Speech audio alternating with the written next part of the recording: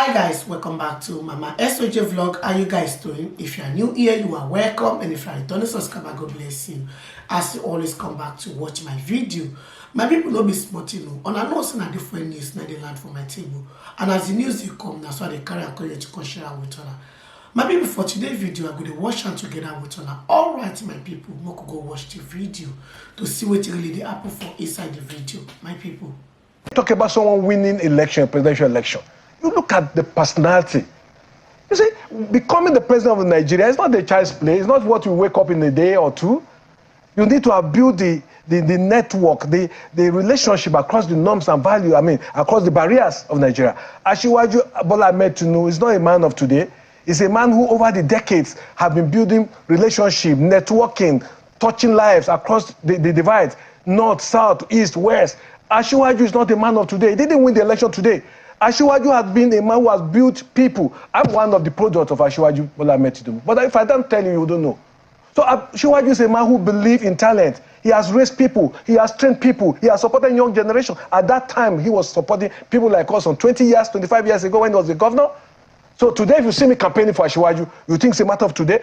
Asiwaju has been a large army of people in the southeast, in the west, in the north, in the east. So to become a president, it's not by getting 1,000 people on the street and say you are popular. No, it's about building solid relationship with people and people getting to know what you stand for, that you believe in the future of the younger ones and you empower them and you encourage them. Those younger ones of those yesteryears, they are the adults of today who are cutting the show. So Asiwaju didn't start today. Why is this growing and nagging agitation against the victory of Bola Tinubu by the opposition? It is a normal thing you expect. Because when people have a kind of fixation, a kind of belief that they have won election, and when some people who do not know politics sit in their comfort zones and they are predicting figures, you know, election is not what you win in a month or 2 or 3 of campaign. Election is what you prepare for over the years. You build relationship, you build bridges across. Some of the people who are talking today, they forget the fact that Nigeria is such a complex nation. They are capitalizing on some sentiment. And what's the sentiment?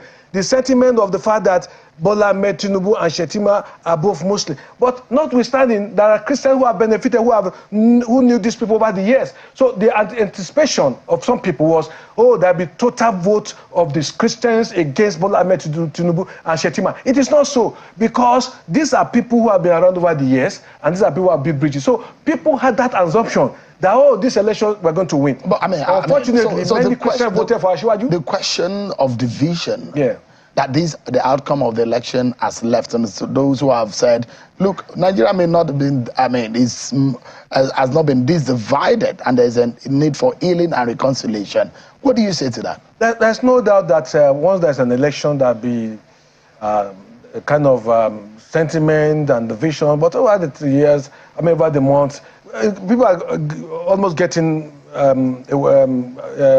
settled over the result. Some people assume what they anticipated was not the result they got. So you can understand the human reaction. Do you have this feeling that there is a lot of anger in the land? That Nigerians are upset? That many people feel out of the equation of the nation called Nigeria? See, I speak my mind at any point in time. And let me tell you the truth. I hold the view that this election was free, to a large extent, better than previous election. And those who are feeling bitter, they just have to wait for the next election.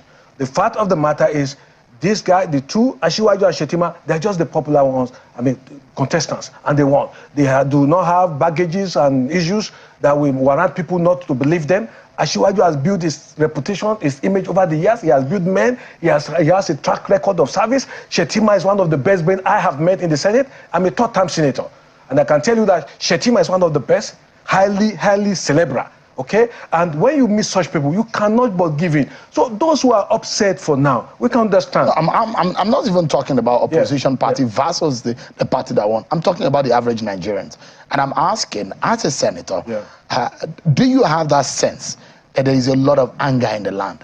A lot of people feel that they are calculated out of the national calculation of Nigeria. Maybe the privileged, some privileged class of people who had their business calculation with the opposition. Don't forget, Nigeria is such a complex society. When you see some people taking position, they're doing that. You don't think that poverty is prevalent? Poverty is part of it. You don't think that there are reasons, economic and moral reasons why people are agitated? From that perspective, yes. But don't forget that we have a global economic recession. Don't forget that until recent, what was the pump price of petroleum products, the crude oil, for instance, Nigeria was totally down. What was our production capacity? Nigeria was down. Don't forget that under this outgoing administration, at the time, the crude oil was selling for $10, $5. So over the years, in the last few... You don't feel that there's a failure of the political system in Nigeria that's causing the anger? I do not believe... And increasingly, maybe... Yes. Okay, so let me take you away from this, because one of the reasons why I invited you, it was about the Kogi situation. Yeah. So you've obtained your nomination form? By the grace of God, I'm in the race to contest, not just to contest to win. And I'm doing that against the background of so many reasons. I've challenged all the other aspirants in APC. Maybe you want to host us for a debate here. I'm challenging them to come and tell me what, because quite a number of them are members of the outgoing government. Let them come and tell Nigerians what they want to do and what they failed to do in time past. And I will tell them what they didn't do and what I want to do. Okay? You see, governance is all about the people. It's all about empowering the people, socio-economic development, building infrastructures, expanding the scope of economic activities, creating wealth, creating employment, paying the retirees, paying the workers as at when due, expanding those things that will help to galvanize socio-economic development, maintaining peace, and making sure that you emancipate the people socially, politically, and economically. That is all governance is all about. And I'm well tutored. Let me tell you, I've graduated over the years, okay? I'm not a newcomer to governance. So I know exactly what my state needs. My state needs exposure. It needs a new state. I want to come up with a radical approach to development. Kogi is one of the richest states. I'm sure you'll be surprised. In terms of natural resources. Resources, right? Out of the 32 solid mineral resources in commercial quantity in Nigeria, Kogi can boast of 27. Kogi, for now, is one of the oil-producing states. We are strategically located to utilize the advantage of our location of the neighboring state to Abuja, to produce abundant food for the city, to create wealth emanating from the God-given resources. Right. As I speak to you, there are 2 other cement companies that are constructing cement factory in my central district, apart from Dangote. And Kogi, so we're endowed people. Kogi is centrally positioned in the center of the country, near to Nasarawa, near to some part to Edo, near to Kwara, close to Ekiti, part of Ekiti. And I mean, it's centrally positioned, so it could be a hub for so many things, commerce and all what have you. But let's talk about the politics side of things. Have you informed your governor about your interest? My governor is aware I'm contesting. Okay. And when you contest an election, I have no problem with my governor. He has done his utmost best. He has tried to secure the lives and properties of the people. He has been fair in political appointment in the state. He has done his best. But I am coming with a new perspective to that leadership. He's your political leader, isn't he? He is my political leader. He gave you the chance to be senator, he supported my coming to the Senate. So do you think that, have you approached him personally to say, you're running for office? Well, he's aware. I told him, he asked me to go ahead. And don't forget that I have very good reason to become the governor. I am from the Kogi West Central District. In the last 32 years of the creation of the state, we never produced a governor. We are not a conquered people. We are not slaves. Nigeria can only have peace, stability, and development when there's fairness and then when there's justice. In fact, the world is governed by fairness today. How come the northern governors in their sense, which Nigeria for a long time be appreciating, the northern governors came to a conclusion that the presidency should be zoned to the south. Why did they do that? If they didn't do that, maybe Ashwaji wouldn't have won. But the northern governors wanted peace, unity of purpose, and decided to say, let the presidency ticket go to the south. These northern governors are the modern nationalist statesmen that we should appreciate. In the same way, the doctrine that made APC to allow the south to produce to a large extent the candidate for the presidential election, that same doctrine is what we have to do in Kogi for Kogi to be united. And come and look at it. After the election, we saw the voting strength of each senatorial district. For information, Kogi West came second because there was no room for manipulation. The beavers helped quite a number of states and exposed inadequacies and corruption in the electoral process in Nigeria. Fake PVC could not be used. But in time past, Kogi West has been seen politically in terms of the numbers as the least senatorial district. Before the use of the beavers. Yeah, so now you've seen that Kogi West is not as low in numbers. It can be because 75% of what constitutes the state capital is part of Kogi West. So how come we are going to be, Kogi West will be taught? The people are now aware. And what will define Yaya Doza Bello as a statesman or not is whoever is going to support for this election. He must rise above sentiment. He's a good guy. Take it from me. Yaya is a good guy. But he's surrounded by people of questionable character who are misleading him. See, Kogi West will vote for a candidate from West.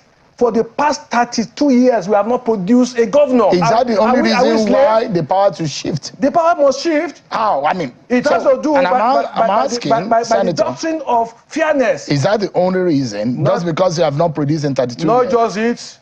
Not just it. All the other aspirants have challenged them over the last 2 months. Let us come and face Nigeria, not just Kogi people. Let us come and speak as to what you are going to do. See, whatever anybody is telling you is capable of doing, what you need to know is to find out his antecedent, what he's professing, and what people are saying about him. So, at least 4 people that I know have obtained nomination from the cabinet. No, from the cabinet. There are more than 4. Of at least, I said 4. At least 4 of them that I know. Yes. In the cabinet of Governor Yaya Bello. Yes. And every one of them have their legitimate right to want to be governor of the state. Very well. Isn't that loud enough about maybe the position of the governor? You see, winning the ticket. Sorry, and I'm bringing this, apologies, and I'm bringing the governor into the fray because he's the leader, he's the #1 leader of your party in your state. We're not talking about general election, we're talking a party election, which he plays a major role. Now, let me say this, that winning the ticket is not winning the general election, the governorship election. That you have the ticket of APC will not translate to automatic victory for you. If a candidate is bad or is not acceptable to the people will revolt. They will vote against the candidate. Gone were those days that people will just vote. People are enlightened now, okay? People are more educated than before, politically. People are aware of what others have done. People are aware of the benefits some people derive for the fact that the power rested in their domain. So people are educated. I don't need to tell Kogi West people to vote for me. I don't need to tell them why they should vote for somebody from West. For 32 years, we have been voting others. We are not a conquered people. Common sense, fairness dictate. The world is governed by fairness. How come that Russia has not been able to overrun Ukraine? In war will not allow it, there must be fairness. So even in war, there's fairness. But, I mean, there are 3 senatorial districts in Kogi State. So you are mentioning Kogi West as the one that has not produced. And there are other senatorial there is another senatorial district that feels partially the same way. That's not very correct. Kogi East. They had the opportunity, they ruled Kogi for 19 years, Kogi East. Then Central, Yaya was lucky, he came. I was his DG campaign. And we mobilized all the heavyweight of my Central district to mobilize our people to support him for a second term. And he won, and he has just concluded 8 years.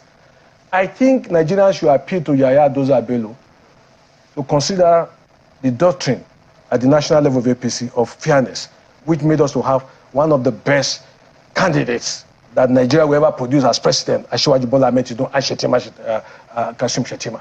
So that's in doctrine that APC, why did the APC resorted to zone the presidency to the south?